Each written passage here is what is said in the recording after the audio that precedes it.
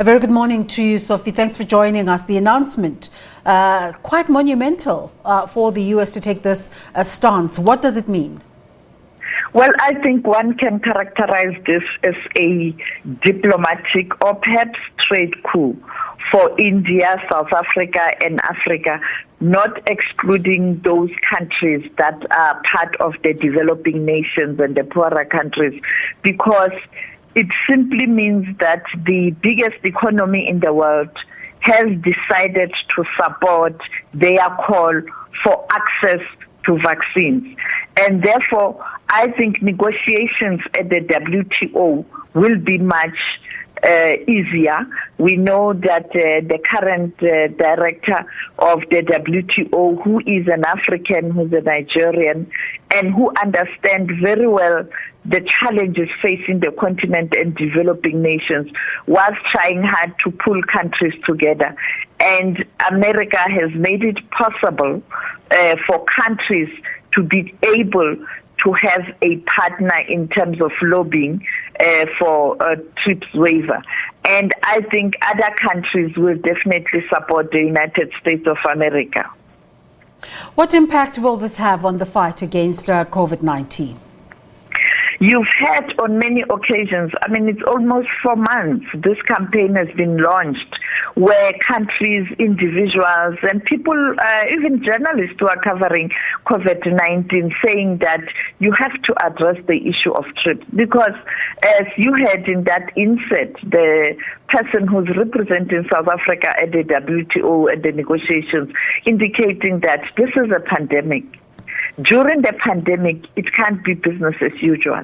We know that when HIV and AIDS was declared a pandemic, the then President of the United States of America, President Bush, agreed that at the WTO, the issue of TRIPS must be considered. And therefore, the other countries were able to manufacture the generic drugs on HIV and AIDS. We know that as we speak, India is leading as a country that has capacity and the know-how to manufacture drugs. That is why even AstraZeneca and other manufacturers or pharmaceutical companies have requested India to manufacture some of their stocks. But unfortunately, those stocks are earmarked for other countries, the developing north, in particular the 7 industrialized nations. Therefore, you are here making whatever you are making in your house.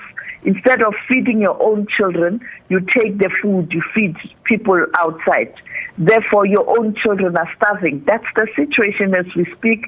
When we look at the situation in India, where people are dying in numbers and they are helpless, but they have a knowledge, skills, facility, and capacity to manufacture these vaccines and the drugs that can be used to deal with the issue of COVID-19. Even South Africa, you know, as a pharmaceutical company in Port Elizabeth, it is a pharmaceutical company that has got capacity to manufacture drugs, and it is willing to also manufacture vaccines. You know, as we speak, they are processing some of the vaccines for Johnson & Johnson, and those vaccines, majority of those doses are going outside South Africa. And therefore, I think this is an opportunity for the developing South, and particularly Africa, to showcase its capability in terms of manufacturing of drugs and therapeutics. And I know that it is not only South Africa, many other countries on the continent can be in the position to do that, particularly countries such as Nigeria, the #1 economy on the continent, Egypt, Morocco, and you talk about Senegal, there is capacity. And you look at Kenya, so you can do it on the continent. And I think it's a real coup for the continent. Absolutely. Now, the WTO is currently holding a 2-day meeting on TRIPS. How will this influence the talks? I think it will, as I indicated, it will be easier now. You know now a large country, the biggest economy in the world, is supporting this move. So now it is up to particularly South Africa, because South Africa has been in the forefront of this fight, of this campaign. And then to President Ramaphosa, who used every international forum to push for this. Only 2 days ago, him and President Kagame, when they were addressing a meeting where they were talking about the issue of access to vaccines, they again emphasized the issue of these trips. And I think now it is the opportunity to South Africa to go country to country. Having swayed the arm of the United States of America, they must now go to BRICS nations, for example, Russia and China, the second largest economy in the world. And I can't see countries as the United Kingdom, after pulling out of the European Union, not trying to use this to make friends with other countries with the aim of strengthening its trade relations bilaterally with countries after the United Kingdom pulled out of the European Union. European Union will not. There's no way they will want to be outdone by countries that they are competing with in terms of trade and investment. And I think it will be much easier, the two-day meeting, and today that meeting must come to an end. It comes to an end today.